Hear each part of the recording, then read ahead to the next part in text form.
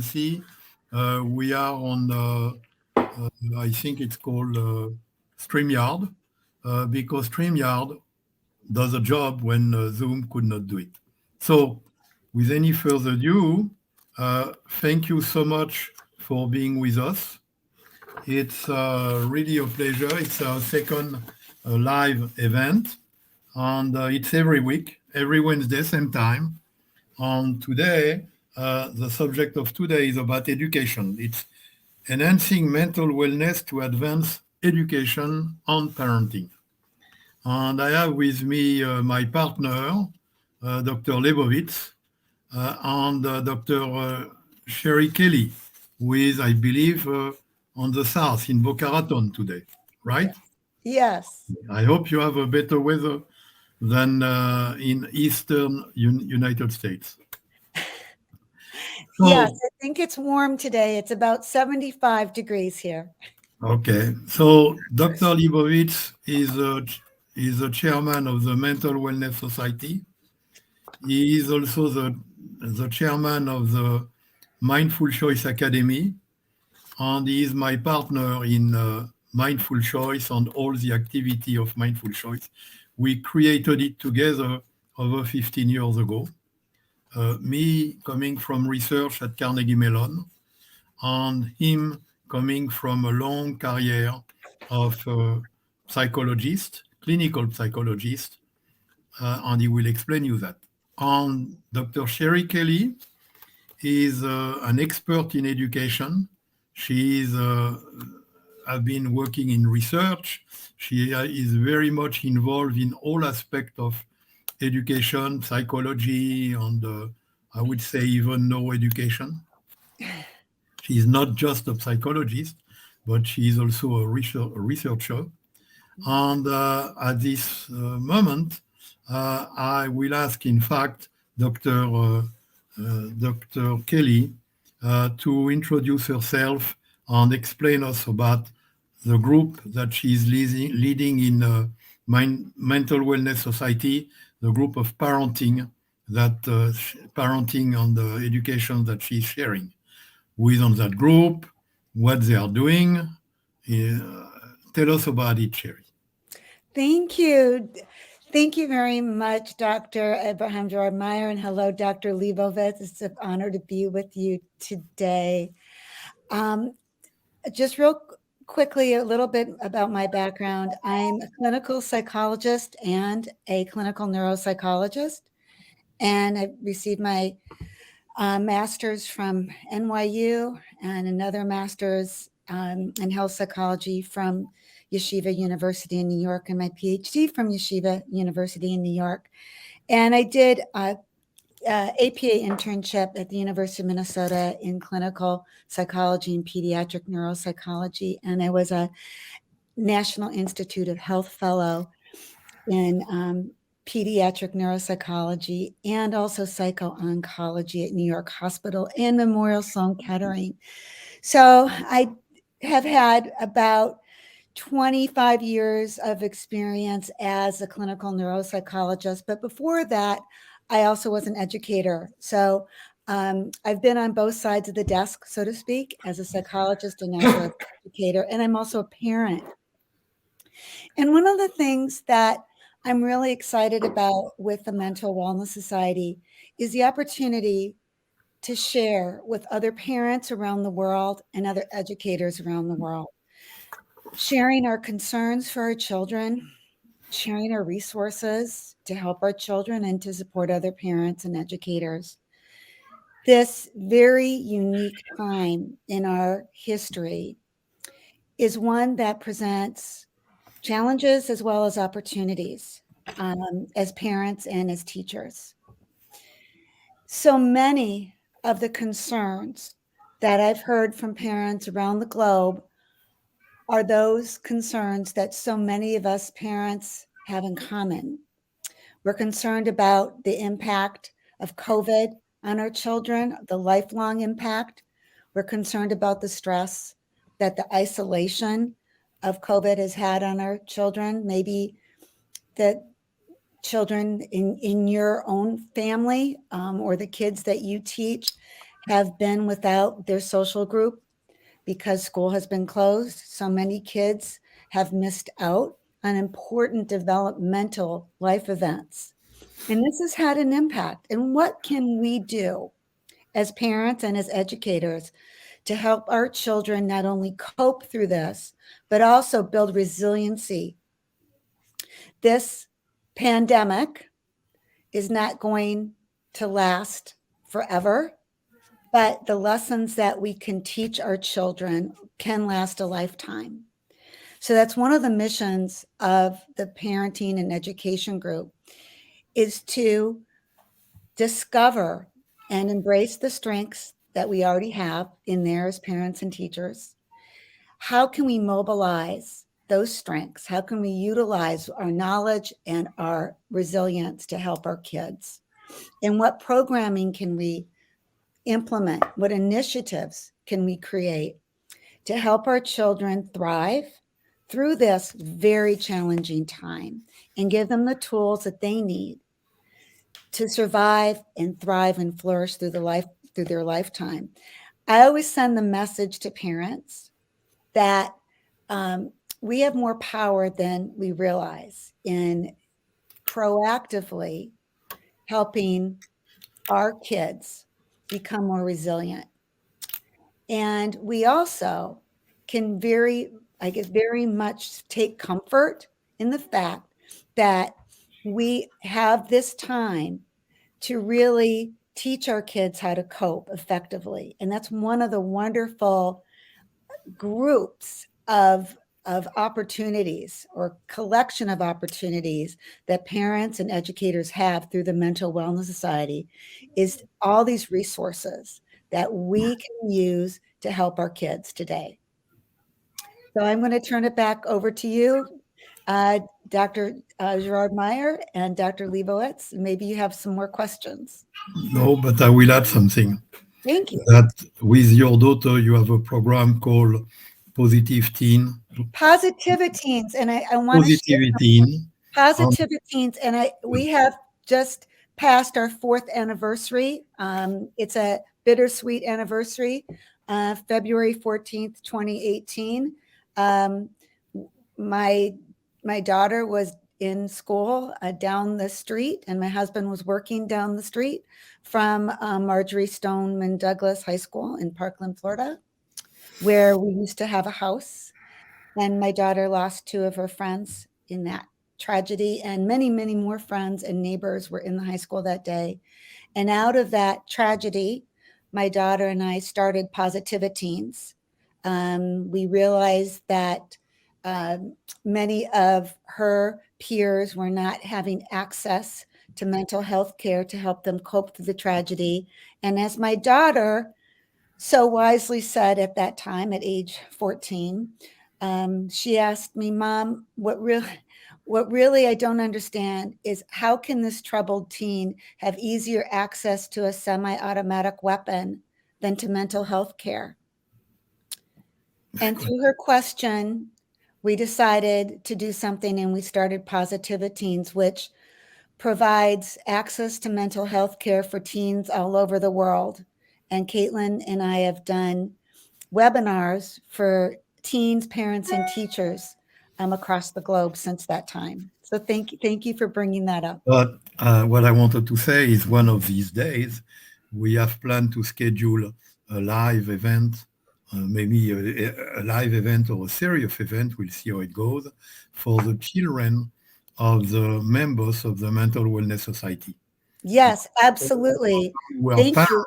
We are planning on doing that, to have a webinar just for the children, teens of our Mental Wellness Society members, and for them to share what their experience has been over the past couple of years with COVID.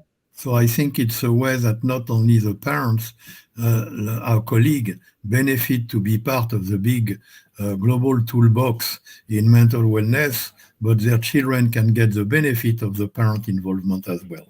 Yes. Okay, with that said, I will ask Dr. Leibowitz to introduce himself and to speak briefly about Mental Wellness Society, Mindful Choice Academy, and Mindful Choice Method. Thank you, Dr. Meyer. Thanks. First of all, thank you for inviting me. I'm glad to be here. As Dr. Meyer mentioned, we have been partners and collaborators for uh, close to 14, 15 years now, working on mindful choice, working on the Mental Wellness Society and the Mindful Choice Academy most recently. I am a clinical psychologist. I got my PhD from Case Western Reserve University, and my specialty has always been working with children and families. When people ask me, in fact, if I have a specialty, I tell them yes. I work with adolescents of all ages. I have teen adolescents, I've got young adult adolescents, I've got senior adolescents. I work with adolescents of all ages. But I also, for many years, I was on the faculty of the University of Pittsburgh. I supervised their PhD graduate students in clinical psychology and child and family therapy. And I actually did my research on how children understand death. And that was before, that was a period of time when we hadn't been experiencing so many of these tragedies. But it was an interest of mine, and I've worked a great deal in grief work with children and families, and that's one of my areas of specialization. Dr. Meyer and I came together, actually serendipitously, to try and figure out how to teach teenagers who have ADHD how to drive safely.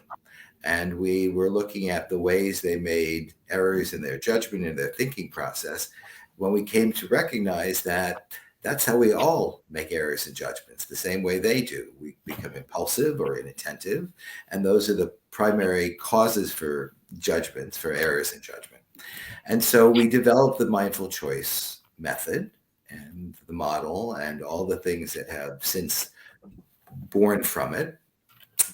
And there was a point it's about 2 years ago, a year and a half, 2 years ago, when we recognized that we really want to go beyond and expand beyond the domain of children or families or adults who have mental health, how should I put it, mental health issues or problems, to the general society at large, to improve the mental wellness of society.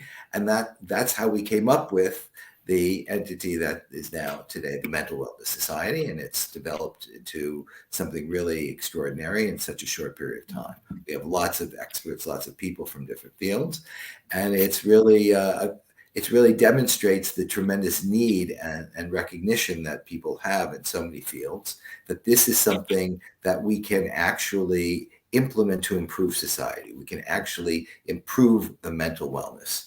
And in tandem with the Mental Wellness Society, we've expanded to create the Mindful Choice Academy, which will become, we're going to have a soft opening, but then there's going to be a much more, how should I put it, prominent opening, where we can become a platform for helping people learn a variety of different ways and just an enormous scope of ideas and programs for improving mental wellness. And the mindful choice method is what we believe to be a fundamental model for doing so. But we appreciate and recognize that there are lots of different ways to do that.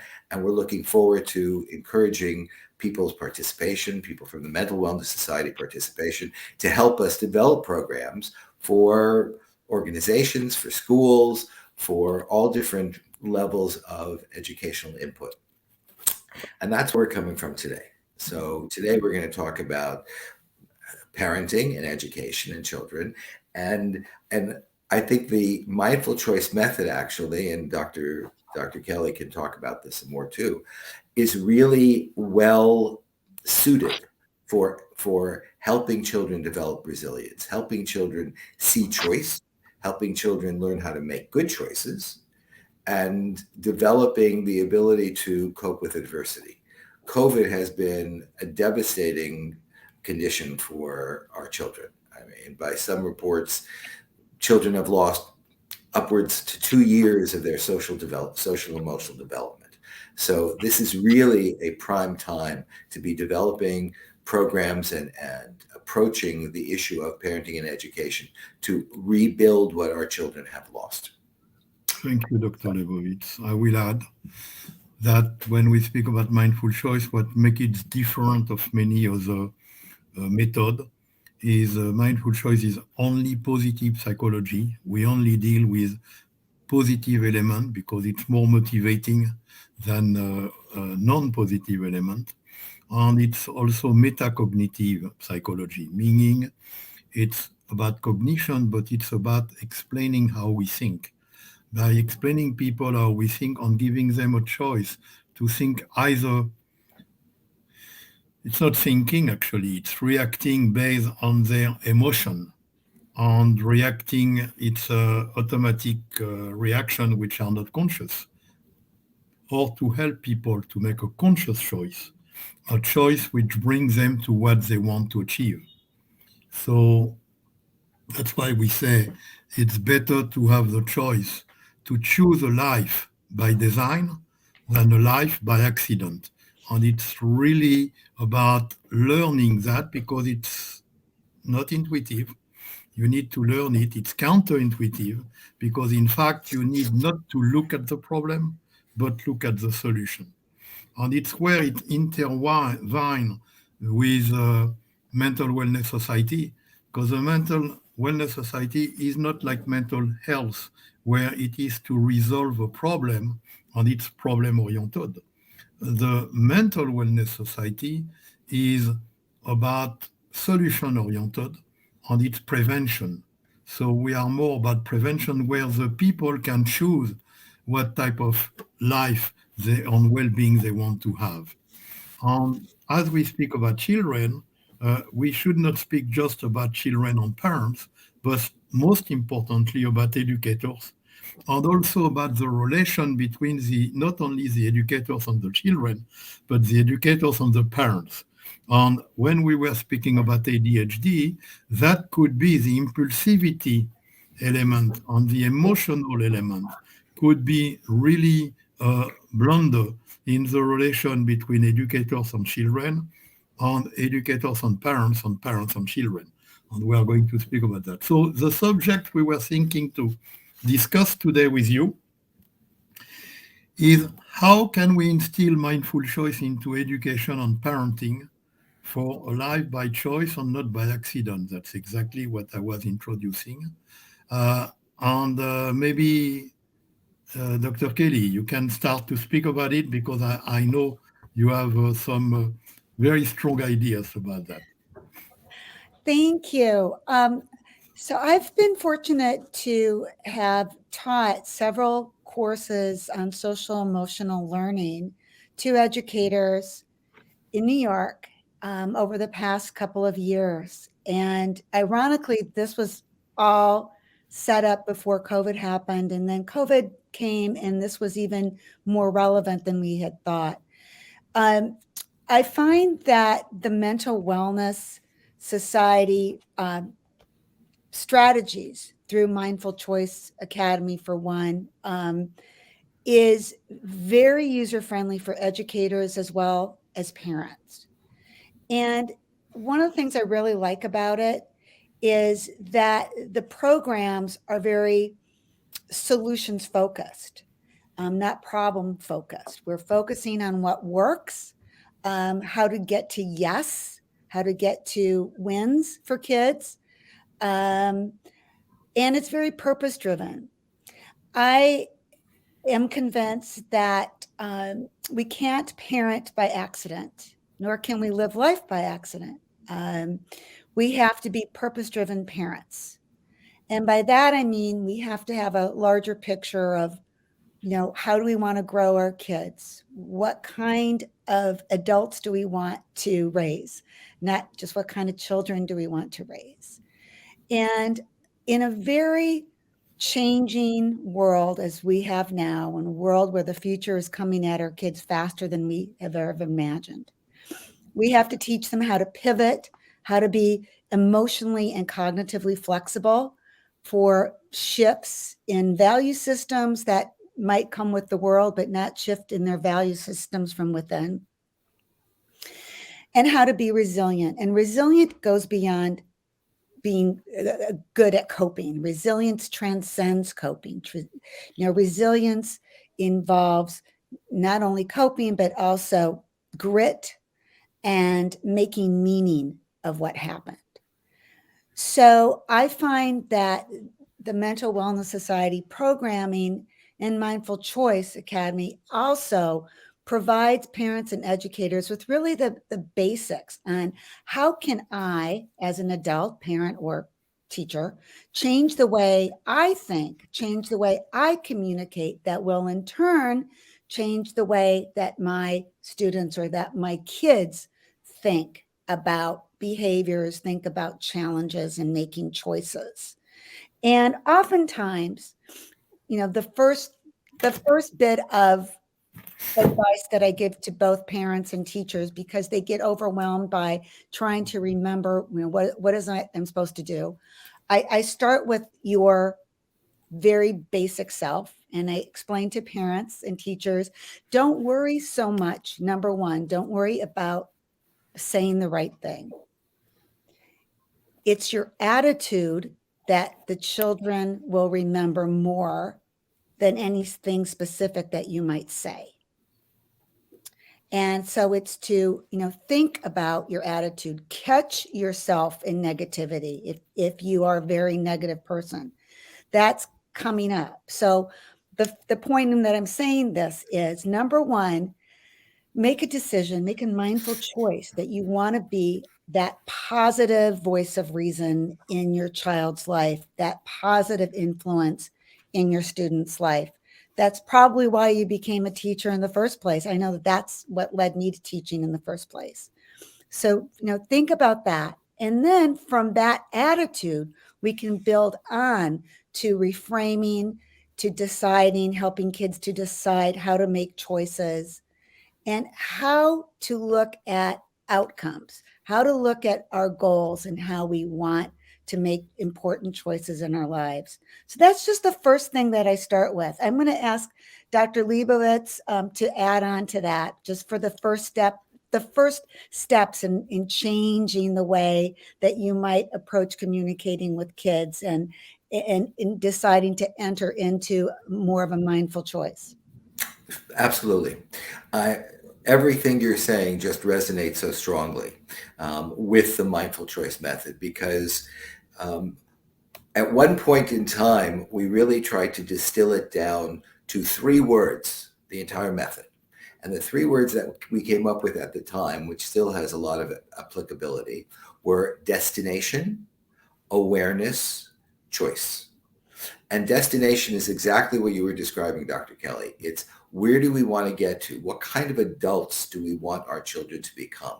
What is it? How is it that we'd like to see them be? Because once you have a destination, then you can very easily identify, well, what works to get me there and what doesn't work to get me there. Clearly, if I'm going to, allow my, impulse to dominate in this moment and say or do something that is not going to improve my chances of getting to that destination, that's a bad choice. That's a bad choice on the part of a parent or an educator. So it's very much focused on, where do we want to get to and what's the best way to get there. And once you know that a good choice is anything that brings you closer to a destination, and a bad choice is anything that makes it harder for you to reach that destination, you're way ahead of the game. And you can convey that, and exactly as you mentioned, Dr. Kelly, you convey it in your attitude as much, if not more, than your words. And choice is one of the most powerful things you can teach children. I've been saying this in my practice and in my personal life with my own children, that giving children real choices, meaning you can do X or you can do Y, and whichever one you do, I'll abide by, but here are the consequences of doing X, and here are the consequences of doing Y. We teach children both resilience and self-efficacy, that they really can their actions really can matter and can direct their lives. And that's a fundamental aspect of how to reach and develop children to be the adults we'd like them to be. Very good. I will add that in mindful choice, we explain and we teach that if I change the way I think, it will change the way I feel and I behave. So it's really about changing the way we think. Mhm. And I mean to think, because many people don't know the difference, for example, between emotion and feelings. The emotion are in the brain. They are hardwired. They are very quick. And we are mammalian. And mammalian have a mammalian response. Flight, fight, freeze. All mammalian. We need to, at that moment, not to be a mammalian and have an attitude to be trained to not react in a mammalian way with what we call the whole brain, but to use our what we call the new brain, which is using the prefrontal cortex to make a judgment, to make a decision, to make a reasoning. And this is totally thinking. And that's the difference. That's why we use mindful choice by opposition to making a choice which is driven by your emotion. Looking at your destination is what we do with kids when there is a problem. And I am fortunate to have been to get a great miracle to have I have a 3.5-year-old. And my little daughter, I am able to, when I had my other kids, I did not have mindful choice. So obviously I want to apply mindful choice in my everyday life. And on my 3.5-year-old, we apply this. If she make a tantrum, and if there is a problem, it's well, maybe you need time by yourself, and she knows. She say, "Yeah, I go in my room." She close the door, and we don't dare to enter. And then after a certain time, she come out and she say, "Well, I'm sorry. I was okay. I'm sorry." We don't even ask what are you still sorry about. We don't ask what happened. We don't speak about because it's the past. It's past. We are just taking the moment. We live in this instant, and like if nothing happened. And obviously, we say, "Oh, we are so happy to see that you are in good mood, and now we can do this, we can do that, and so on." But there is no, and obviously, it happened. We need to bribe, and we say, if you spend the week without any tantrum, without making any problem, you have a gift. So Monday, she tells me, this week I want that gift, and I will pay attention to not make any problems. Okay, I'm giving you one example. But in fact, the idea is not to focus on the problem, and it applies in every dimension of life. You have a problem with your spouse, not worth it to continue to say who was right, who was wrong. No, go from that point and go where you want to be, which is to have a happy and peaceful life. That's your destination, and that's where you need to work. That's a mindful choice, because you follow the choice of peace, happiness, and growth, and being happy together, and that pays off. That pays off. So that's what I wanted to say. But yes, the attitude is everything. And it's to acquire an attitude of thinking. And actually, we are working with one of our friends who is here, Rinda Montgomery, and she is helping us to implement our program, Mindful Choice, for therapies, coach, adult, professionals, and to clone the concept for different age group in K-12 for kids. And she's doing a wonderful job. And in fact, what my partner was explaining, the 3 words she have now for kids is breathe, think, choose. which is pretty good, actually, pretty powerful. And we are developing a lot of programs. So yes, we are going to, with her help, we are going in schools.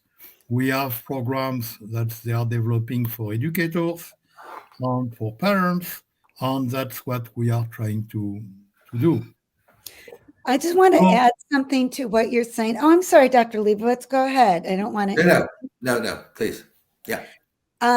So, when I speak with educators who might be a little bit incredulous about this positive psychology approach, which I really am for, I think it's very effective.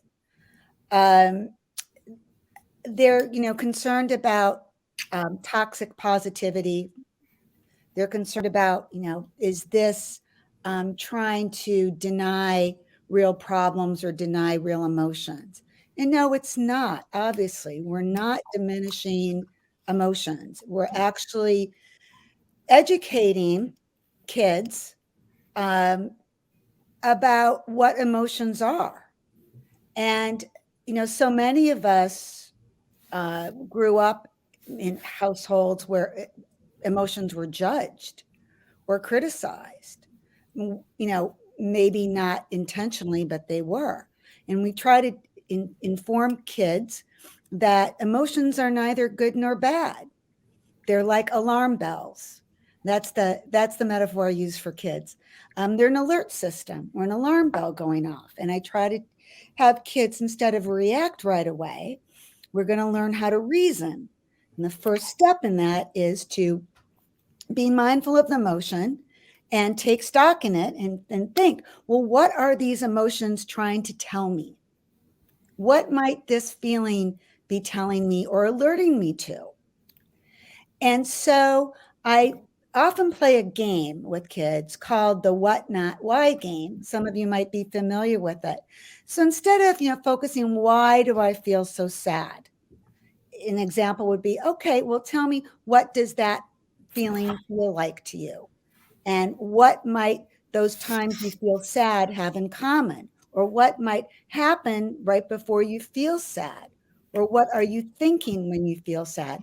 And this is one way of teaching kids about exploring their emotions in an objective way that's not judgmental.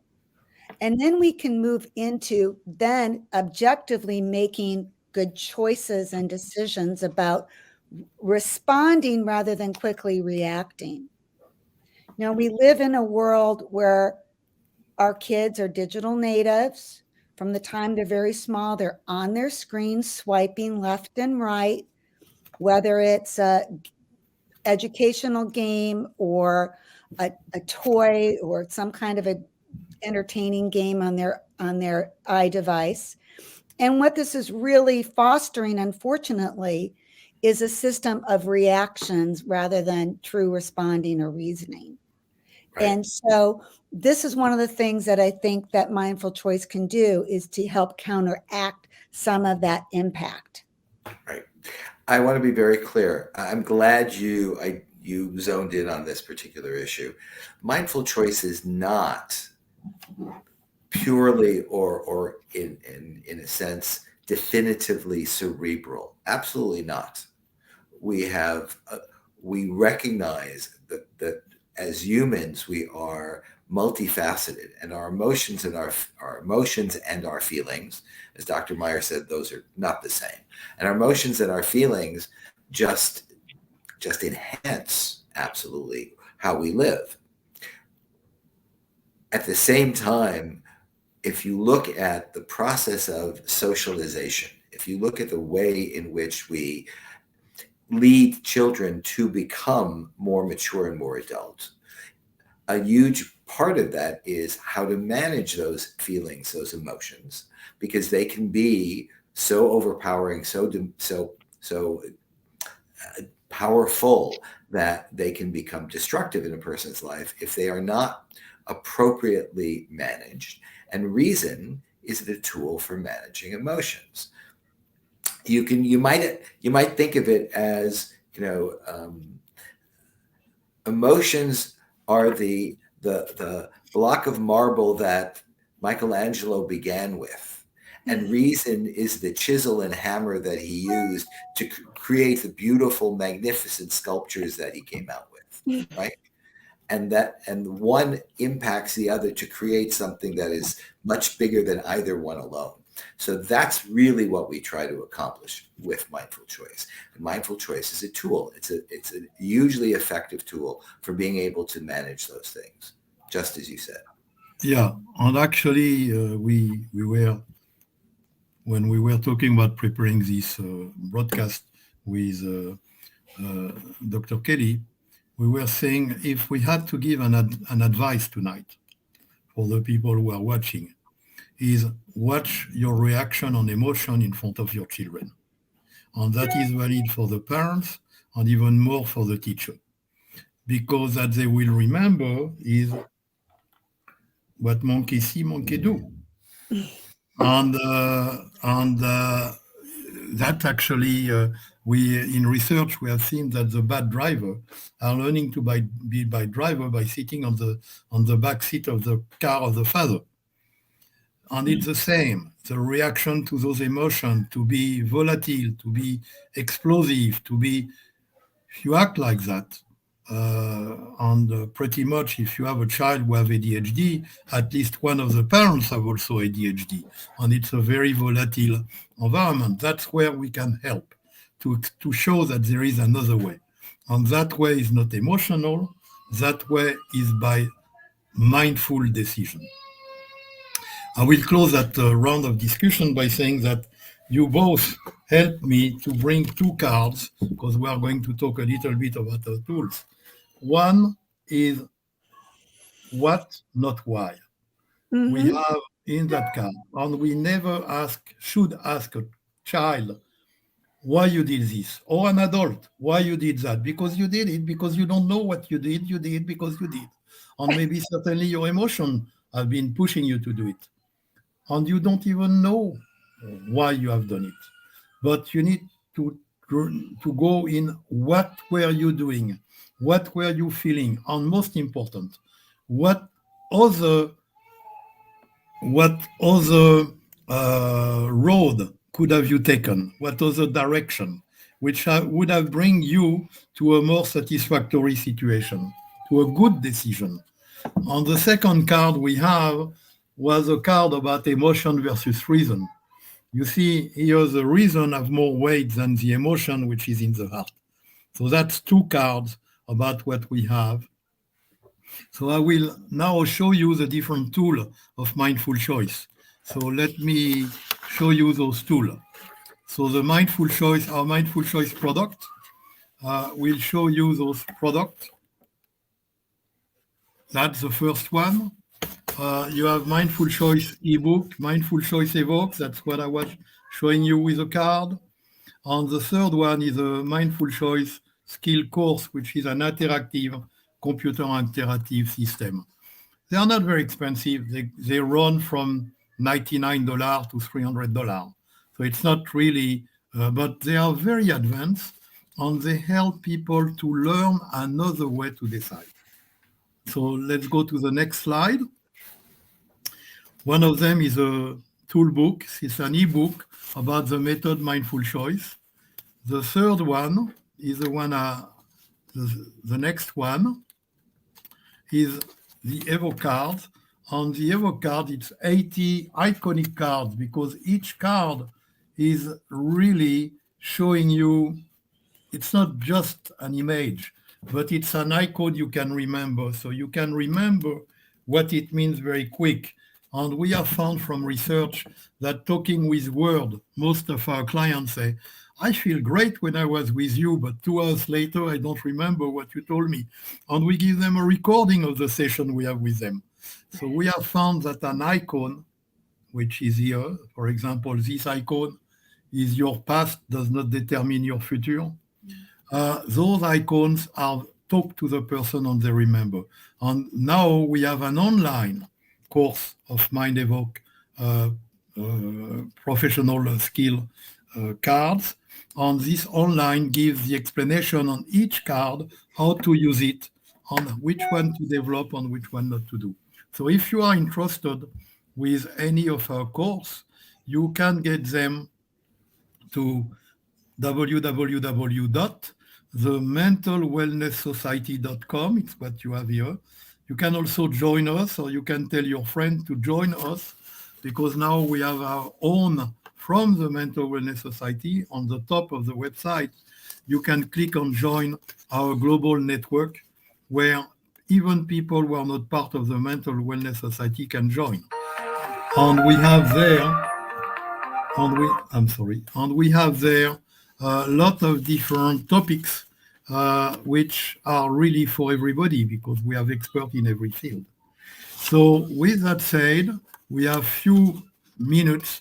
Rinda, would you like to talk a few words about how you see mindful choice on education, as you are involved in that? Rinda is a vice president for academic affairs, and she's involved in all the curriculum and certification by State University of the curriculum we have. Rinda. Thank Dr. you. Rinda Montgomery. I am really excited about the pilot projects that we've begun as we start transitioning the materials, the excellent materials in the Mindful Choice array of products, as you just saw examples of, and translating them to student work and student level language and activities. It's been really remarkable. We've got a pilot project in its 5th week, and we're starting another one next month, to primarily focus on grades 5, 6, 7, and 8 to get a feel for how they will respond to these kinds of activities, and they're responding remarkably well. As Dr. Leibovitz mentioned, destination was the first thing he came up with. This is where I chose to begin the work with the students, to have them begin to envision what they wanted their lives to be, not just work, not just what do you want to do when you grow up, but who do you want to be?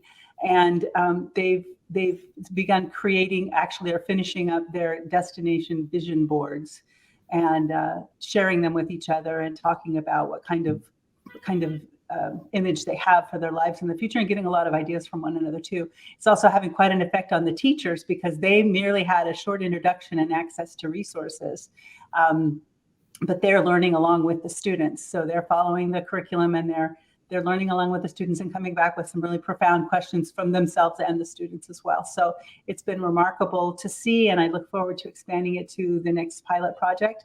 And then we will be releasing the program in the summer, at the same time that we're going in a more robust release with the Mindful Choice Academy, which will, as Dr. Meyer said, demonstrate the learning opportunities from many, many, many members of the Mental Wellness Society International and their expertise. Dr. Sherry Kelly is one of the first ones on our list that we've been in contact with already to put together some coursework for people to take from her through the Academy. And so we're very excited about all of the things that we're able to do in education. K-12 is my focus, but I have done higher ed and adult learning for many years as well. And I've taught social emotional learning for decades. I was teaching it in the 80s in alt ed programs, and this is the most complete program that is positive focused and brings about results that get you toward the goal that you're setting for yourself, instead of just revisiting the problem again and again and again and admiring the problem, as I used to say. The focus on solution and the focus on resolution of real world problems that anyone faces is remarkable. And it's just helping so much with our students. The pilot project, of course, are students who are in online learning right now, and experiencing the pandemic. And I just had a teacher say this morning that she was asking her students about going outside and experiencing nature, and like that, half the students in her class are not allowed to go outside by their parents. So it's just a different world right now, and we're working with them to Thank you, help them Rinda. cope. Thank you. But I may add that you have been trained in mindful choice for several months. You graduated recently on mindful choice. And just one short word. I think you become a mindful choice person, and that helps you to make better program for the children. Am I correct? You are correct. Yes. So you became a mindful choice person. It Yes. helps you in your own way of behaving or reacting in life, more reacting, avoiding a hasty reaction on looking at the destination, and then you can instill it to children. But I will be very humbly accepting that you challenge the way we teach it to adults, to coach and psychologists, and you say, why don't we change the order? Can we change the order for the children? And you made an order, and I found that the order you are doing for children, I have a strong feeling that it will become what the order we will teach now adult coach and psychologist. Thank you. Okay, so thank you so much. Every week we have a different head of the different group in the Mental Wellness Society. Next week, same time, we have Dr. Kate Nietzsche and Lisa Goldenthal. They are co-chair of the Mental Wellness Society for the Health and Wellness Group. And that will be very interesting because it will show how the health and wellness, not just for the body, but for the mind and the body, is very useful to have a better life. Thank you so much. Thank you for everybody. This will be broadcast also on different social media on our own platform, so you can share it with your friends. Thank you so much for being with us. Thank you. Thank you. Thank you. Bye-bye. Take care. Bye-bye.